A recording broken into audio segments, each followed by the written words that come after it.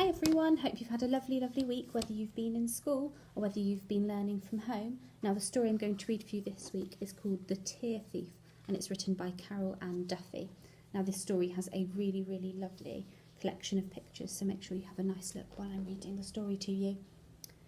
Late one evening, the tear thief crept into a town. The tear thief was invisible and carried a silvery waterproof sack on her back. Only if you happened to look into a puddle as she was passing could you see what the tear thief looked like, because a puddle was the only thing that showed her reflection. The tear thief had short, spiky white hair and big grey eyes. She wore a handkerchief dress and silk slippers that made no sound as she walked. The tear thief came to a quiet road with a neat row of houses and flew into a tall tree there for a good look and a listen. It was the hour between supper and bedtime. All the curtained windows were flushed with light and enticing smells of soup and stew and pasta and onions, the tear thief's favourite, and rhubarb crumble were drifting up and away into the deepening dusk. The tear thief listened hard with sharp ears. Hoo, hoo, hoo! A child was crying.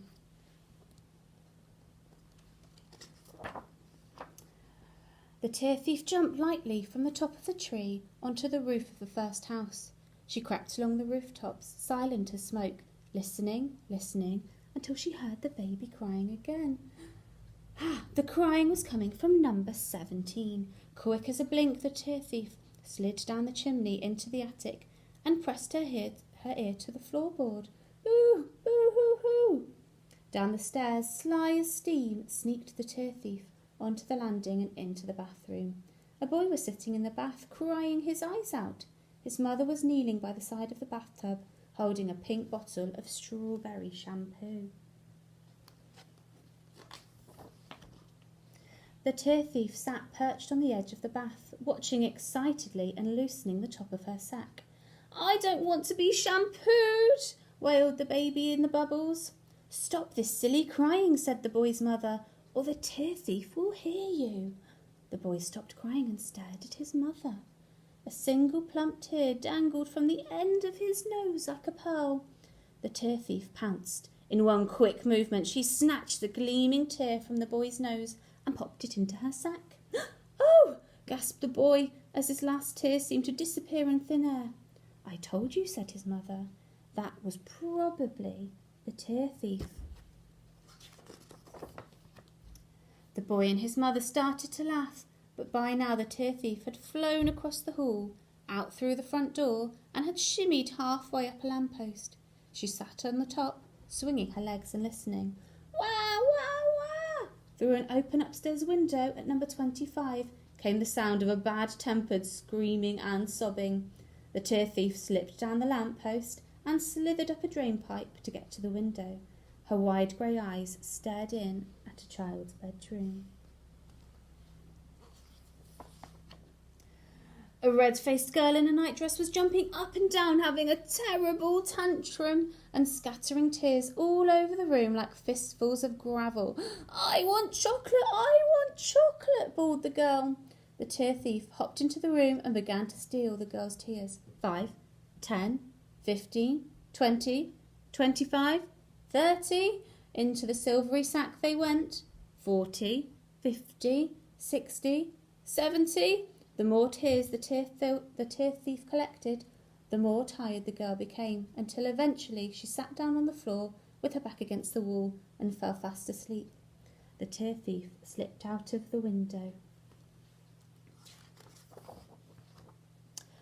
A light rain began to fall, orange under the street lights. The tear thief worked hard. She stole the oddly long tears of a boy who had trapped his finger in a flute. She stole the tiny tears of a baby having her nappy changed. Into the sack, the tears shed by a pair of twins fighting over an orange teddy bear. Into the sack, 2 pear-shaped tears from the sly cheeks of a boy who'd been caught telling a lie about a big hole in his trousers. The tears were jewels inside the darkness of the sack, clinking and chinking and winking. Tears of rage were red and glowed like rubies. Tears of envy or jealousy were as green as emeralds. Tears of self-pity were turquoise. Scared tears were white like moonstones, and guilty tears were amber. Rain gurgled and chuckled in the gutters. Here and there a puddle stared up from the pavement. The tear thief listened, peeped, crept, climbed, pinched, nicked, filched, and purloined until her sack was brimming with tears. She set off down the road as the last of the rain stopped falling. A girl was standing alone under a lamppost on the corner. As the tear thief sneaked past the girl, she noticed she was quietly crying. The tear thief stopped. There was always room in the sack for a few more tears. She looked carefully at the girl's tears. They were very special. They were tears of real sadness. The tear thief could tell that just one of these tears was worth 100 cried over spilt milk or 1,000 crocodile tears. She reached out her pale hand to pluck one from the girl's cheek. Just then she wiped her eyes with her sleeve and looked sadly into a puddle. The tear thief's mischievous face stared up at her. "Eek!" squealed the girl, and turned round to look at herself. There was nobody there. The girl looked at the puddle again. Sure enough, there was a reflection of the tear thief in the water. "Who are you?" asked the girl. "I am the tear thief." The girl knelt down by the puddle and stared hard at the tear thief's reflection. "How old are you?" "As old as joy and sorrow." "Where do you live?" "In every place where children cry." "Were you going to steal my tears?" "Yes," said the face of the tear thief in the puddle. "Your tears are the most precious tears of all. They are worth more than diamonds."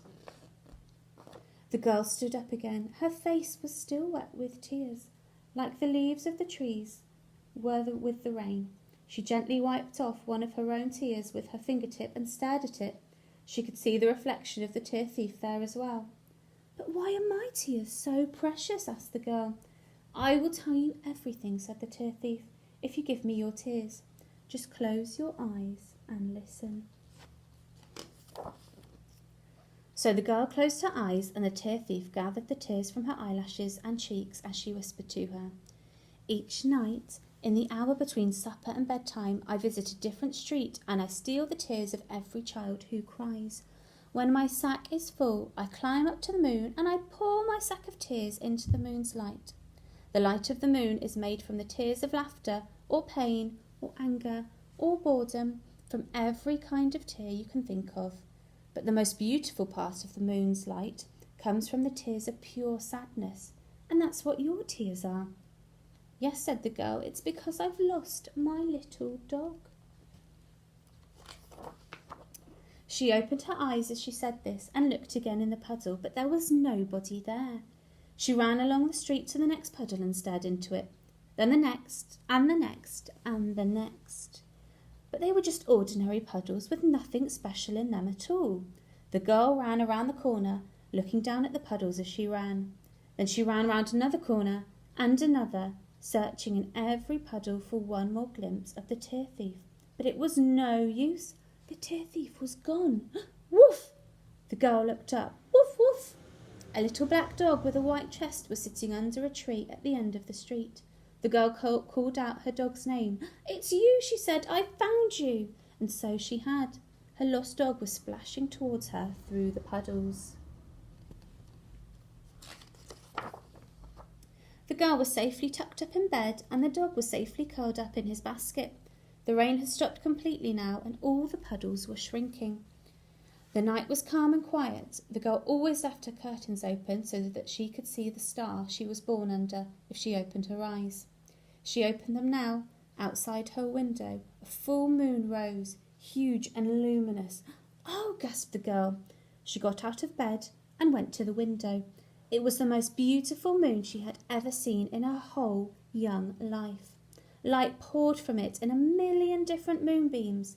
The girl saw the light of the moon in her garden, turning the leaves on the trees to silver. Beyond that, she saw the light of the moon on the rooftops of all the houses like honey. A midnight cat walked along the wall, and the light of the moon made its eyes burn gold. The whole town moon-bathed as it slept. The river lay on its back and gazed up at the moon, dazzled and lovesick. The girl looked up. For one brief magical moment she could see the tear thief again, pouring and pouring sacks of tears into the light of the moon. It was so bright that tears came into her eyes as she looked. Her dog snuffled in his basket. In the house next door, on the other side of the wall, the newborn baby began to cry. That's the end of that story. How lovely are the pictures in this story. So maybe next time you feel like you're going to have a little bit of a cry, think of all your tears going into the moonlight, and you can go and have a look when you go to bed at bedtime. Right, I will see some of you next week, and I hope you will have a lovely, lovely weekend. Bye, everybody.